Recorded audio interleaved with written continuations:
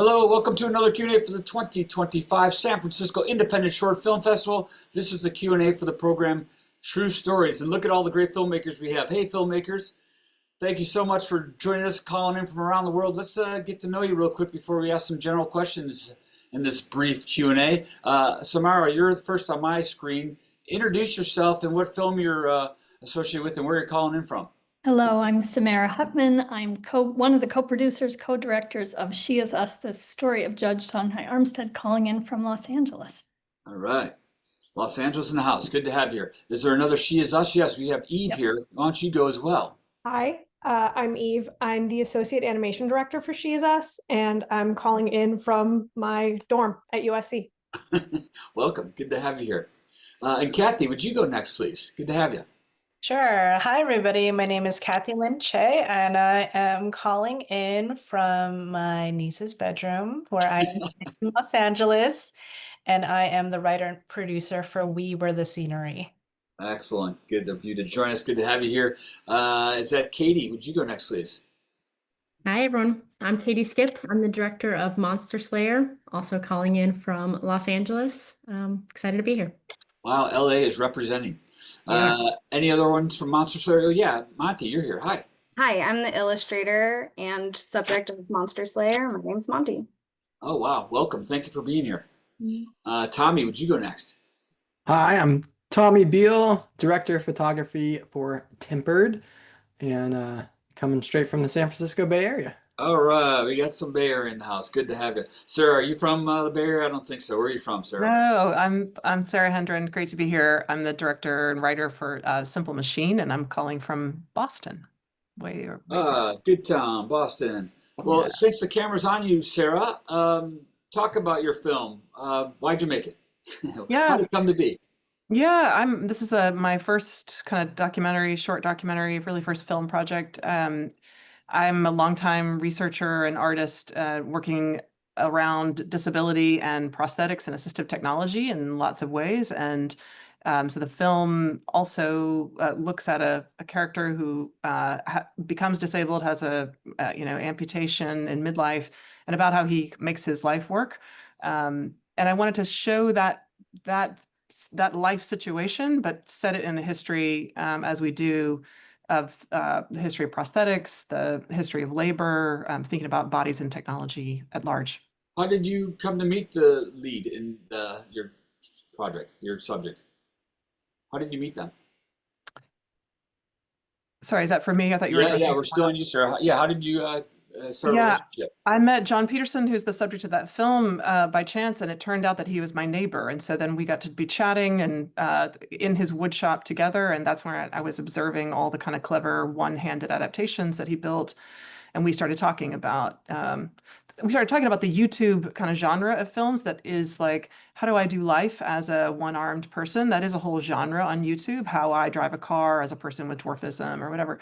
So I started to think about like, what is the way to show some of that adaptation and the cleverness of it, but aspire to something else, which is kind of raising existential questions based on John's life and other things that he experienced as, narrowly surviving cancer and so on.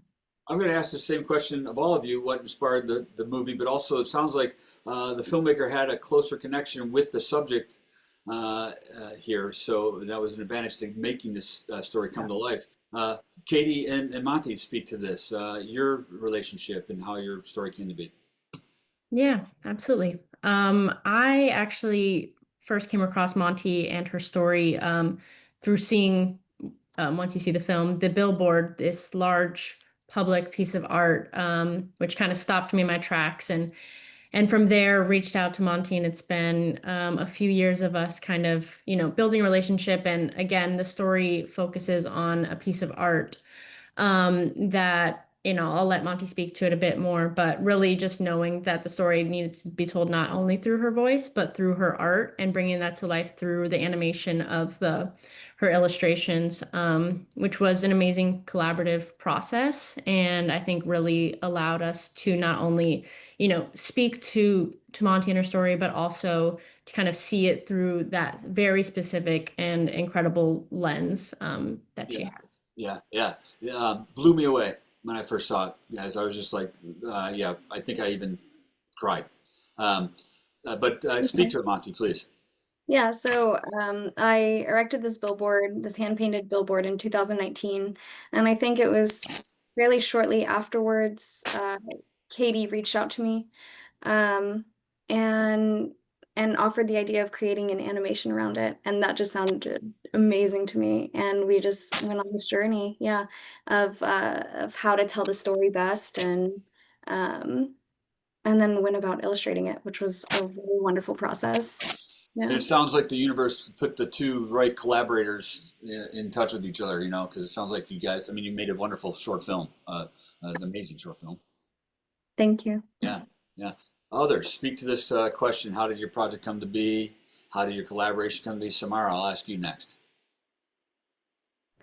Well, two words that have come up so far are the universe bringing people together, and Sarah talked about aspiring. And I would say since 2011, the work I've been doing aspires to give people, elders who've been through profound trauma, the opportunity to reflect from old age and share that story with younger people who don't have that village context for communal story. And the universe brought me to Eve Levy, who's on this call, and young animators. And Eve, in all of her enormous talent, has worked with me for many, many years, and we brought stories to light, and the Judge's story is one of them. And we hope to inspire young kids who've been living inside the trauma of the foster care system to understand that there's another world beyond that dark, bleak situation for them to access. Mm-hmm. Eve, you want to also speak to this question? Yeah, I would also say, I mean, first off, I want to say that experience of learning to animate with Sam from such an early age was really impactful, especially within the framework of these documentaries, so much so that it's now my major. But in this film specifically, what was really meaningful was being able to connect with Songhai so much directly during the process of making the film. She was really involved.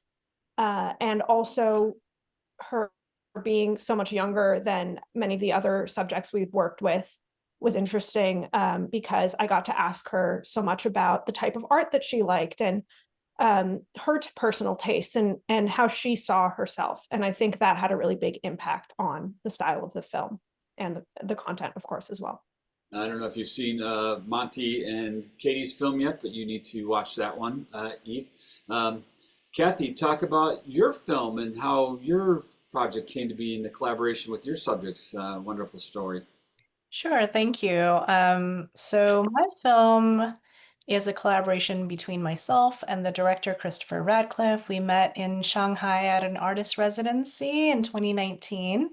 I told him, I'm a poet. I'm writing about this story about my parents who are Vietnamese refugees who ended up being used as extras in Apocalypse Now.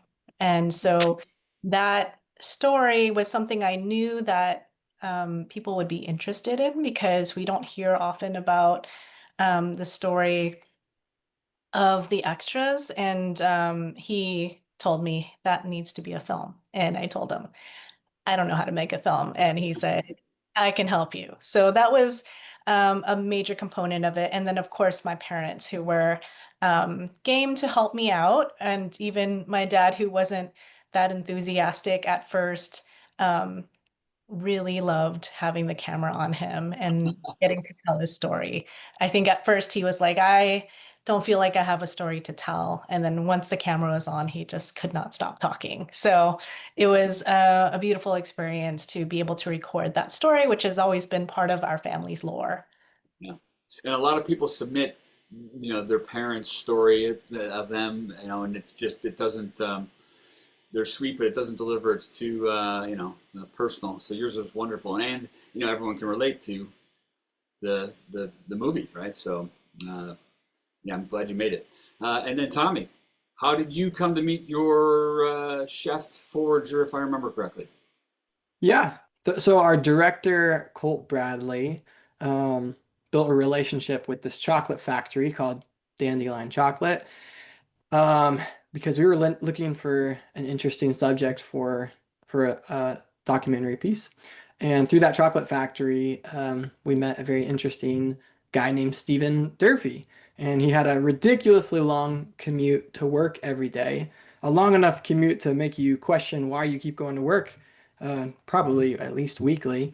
And so we thought that would be kind of an interesting story. Why is this guy so obsessed that he doesn't get bothered by this horrible commute? And we also thought it'd be really cool to capture the commute because it speaks to San Francisco very well, coming in on a ferry, biking through the city, and yeah, so that was kind of the idea. Give you a taste of San Francisco and show you a peek into someone's life who has a lot of passion for a simple job.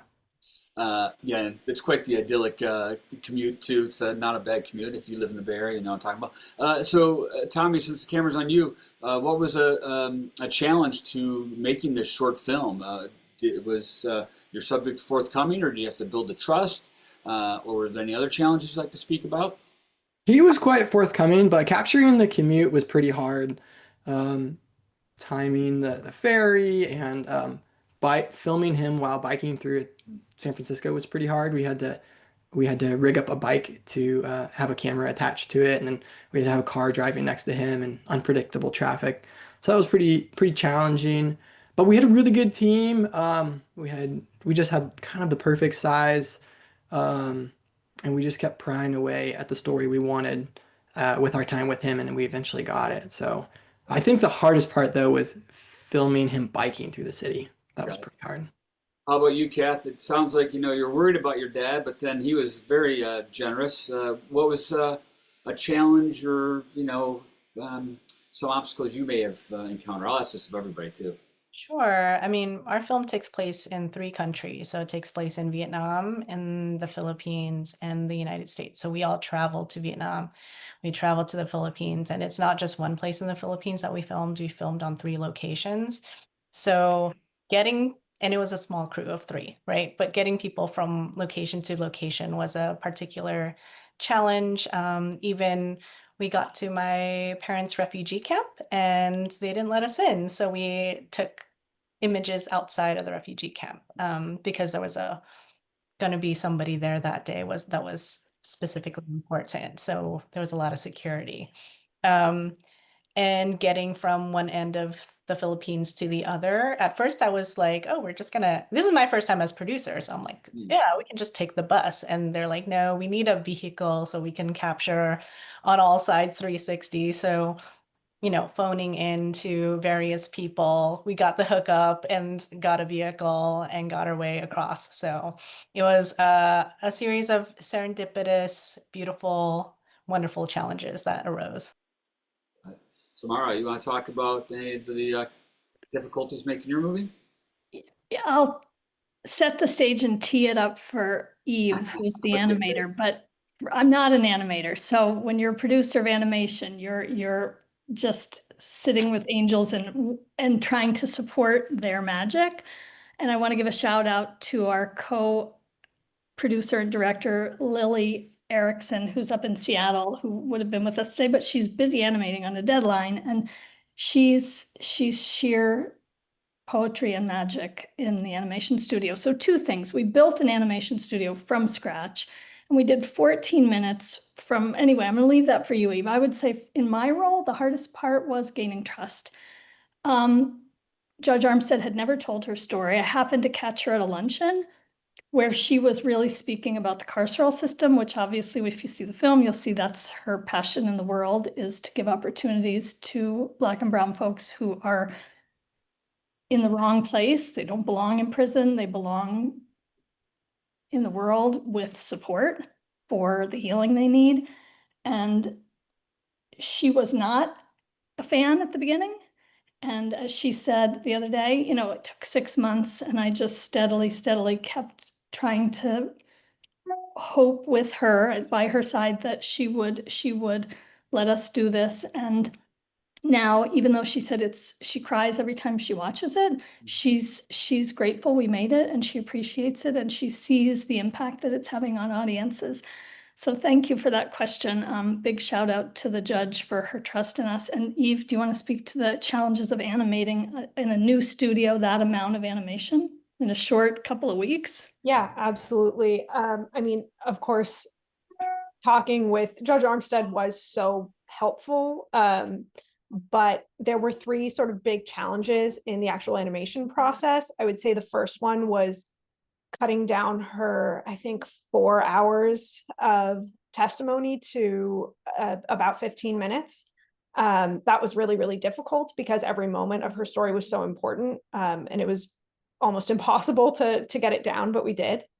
And then the second challenge was how to actually depict her life in a way that was sensitive to her experiences without diluting or watering them down so much. When someone's endured that kind of trauma, you want to be direct about the way you're showing it to the world, but obviously not gratuitous. So that was really difficult. And then the final challenge, which was sort of the big one for me personally, was Lily and I also we made this film by teaching several former foster care children who are now adults how to animate from scratch, pretty much. So most of our crew had never animated before, but they were so genuinely interested and eager to learn, and I think they did a great job. Yeah. And then since you guys have animation, Monty and Katie, you want to talk about challenges, whether it's similar or they're unique to your project? Yeah, I mean, I think just based on what even Samara just said, it feels very similar in many ways, both on the idea of gaining, trust. I think that was a big part of our kind of initial um, part of the process. So again, the story of Monster Slayer is about a sexual assault that occurred in the workplace in kind of at a strip club in the sex work space, and I myself am not.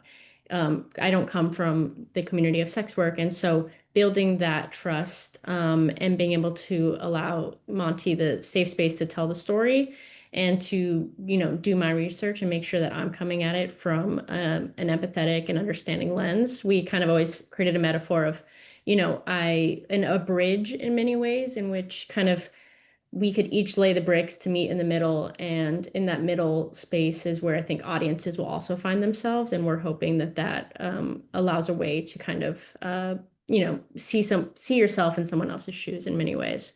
So that was, part of it. And I'll let Monty speak a little bit more. And then, of course, yeah, the animation was quite the process too. I'd never done something like of this scale before. So obviously there's the financial limitations.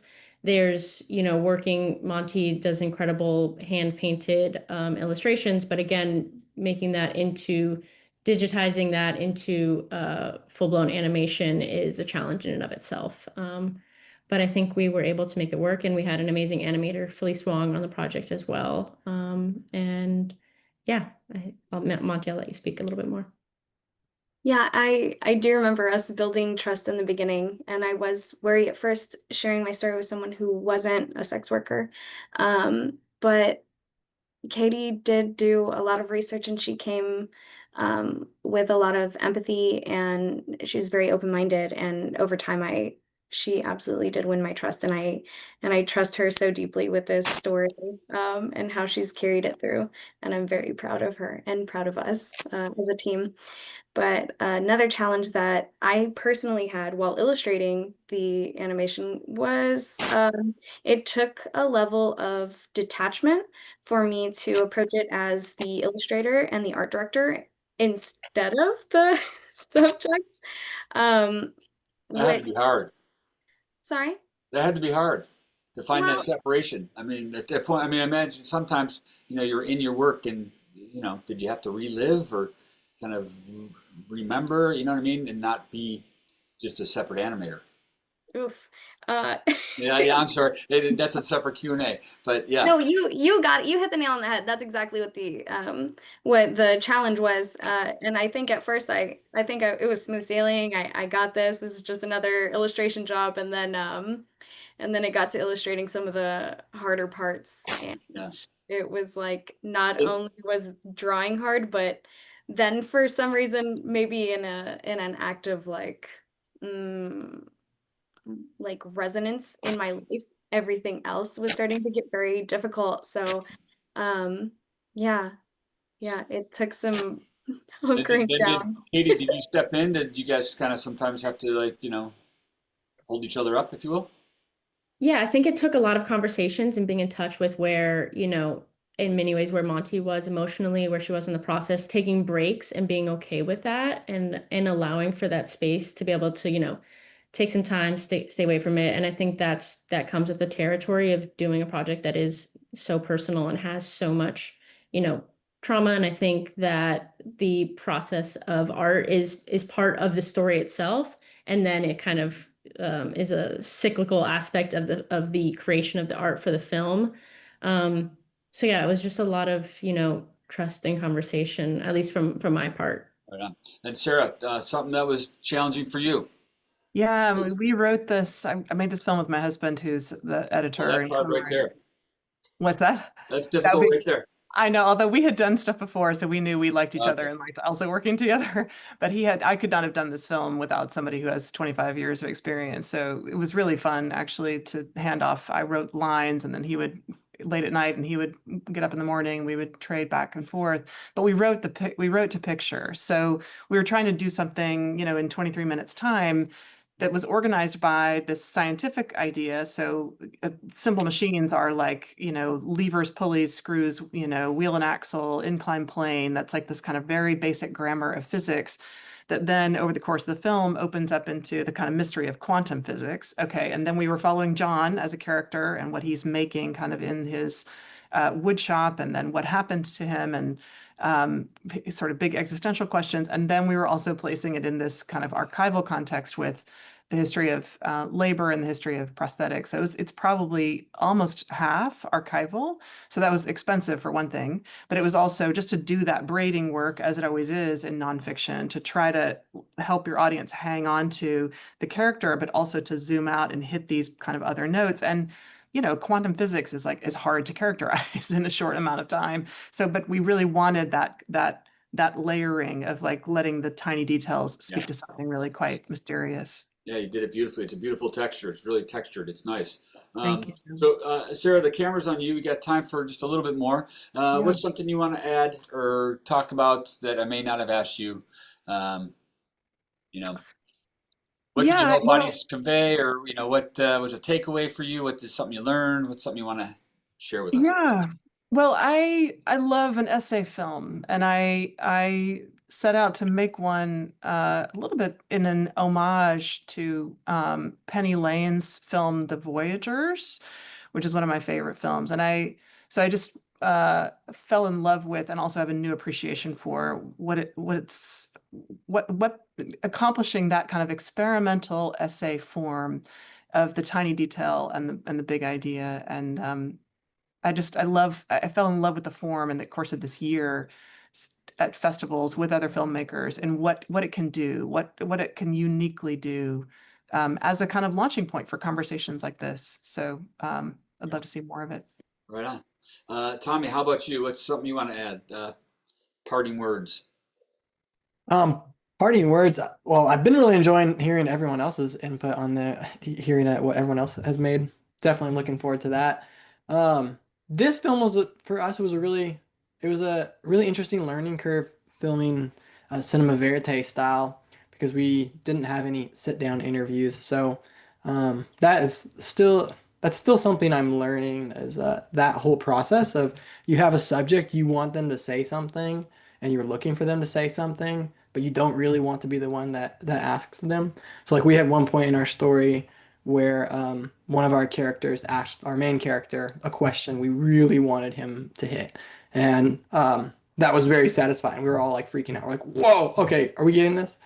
So that was like a real interesting thing. We're very fortunate that happened. But it's such an interesting process with cinema verite style, because you may or may not get that. And we were working to prompt it, but it's very fortunate that little key moment someone asked the question we wanted. Yeah, us too. Fortunate to have your film made. Samara and Eve, talk about the last parting words. Anything you want to add? I'll start, Eve. My parting words are gratefulness to you, Jason, of the festival. Just being on this call, in this Q&A, reminds me how grateful I am to live in creative space and community. It's nourishing to the soul, and I think it heals our world. So thanks to each of you, and I cannot wait to see all of your films. Right on. Thank you, Eve, Jason. Eve? thank you. I absolutely feel the same. I'm really looking forward to watching everyone's films. And thank you so much, Jason. And the other last thing I would say is definitely working on this film reaffirmed my faith in film and how important it is for all of us. Yeah. Cool. Monty and Katie, you want to go next? Sure, I can, Yeah, go ahead, please. At the end of the film, I kind of make a call to action for people people that have experienced something like this, who have experienced sexual assault or abuse in this industry, is to in any way that's special and specific to you, to share your moments of triumph, because it's emboldening to the rest of us to fight this fight for justice. Right on. I'm Katie? not sure I can say anything better than that, but I guess I'll say I'm just really impressed by, everyone else's films here. And I think also just how personal they seem to be as well. And I think that's really incredible to see how documentaries can bring that to light, stories that we really care about. And that again, it's this kind of idea that's special and specific to you. I think so many films, you may not come from a specific space or have the exact same story happen to you, but ways that you can, find resonance in your own life and then take that out into the world, I think is really special. Well said. Kathy, last but not least, parting words? Parting words, I do have to say thank you all. Thank you, Jason, and all the filmmakers for doing this work, and also to audience members, because film doesn't exist without audience. And so, well, it does exist, but I think oftentimes, especially with documentary, we're trying to convey or communicate a message or communicate a story or something human. And for me, I'm very gratified to be able to share this story 50 years after the end of the Vietnam War. It's a story that is not just about trauma. It is also about just what does it mean to build a life post-war? So what does the afterlife of war look like? And oftentimes it's very funny and so cracking jokes. And so that's a big component of this film, that there is a life after war. And in fact, like one of the parting moments in the film is about how by building a life and by having family and by recording their stories, my mom doesn't have room in her head to be only dreaming or nightmaring about war. In fact, it's been supplanted by new memories. So that is something that I want to share, especially because we're going through very difficult times in our nation and in the world. And to know that those times do come to an end and there can be an afterlife post that. And that is something that we should all move toward and strive toward. To know that there will be an end to this terribleness and we can build lives after that. Right on. Your parting words, last words were so wonderful. I don't really need to add anything. I'll just say, well said, well done. Congratulations for making your films and getting into our film festival, and thank you for sharing them with us and with the world. Good job, filmmakers. Well, thanks everybody for watching this Q&A for the San Francisco Independent Short Film Festival 2025. Catch out more great indie films at sfindie.com. Bye, everybody. Thanks for supporting movies.